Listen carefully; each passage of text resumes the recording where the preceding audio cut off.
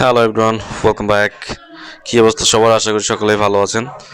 So আজকের ভিডিওতে আমরা জানবো কীভাবে লাইনবেট থেকে টাকা উত্তোলন করবেন। নগদ, বিকাশ, রকেট যে কোনো পেমেন্ট মেথডে উইথড্র করতে পারবেন। তো চলে আসলাম আমরা উইথড্র করার জন্য রকেট অপশনে। দেন আপনাদের আমি এখানে লাইভ প্রুফ উইথড্র দিয়ে দেখাবো। প্রথমে টাকার অ্যামাউন্টটা দিবেন।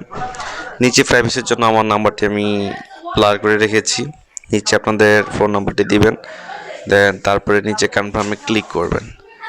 দেন আবার শিওর হওয়ার জন্য নাম্বারটি চেক করে নেবেন। দেন তারপরে নিচে কনফার্মে ক্লিক করার পরে আপনাদের নাম্বারটি কোড যাবে, সেই কোডটি এখানে বসাবেন।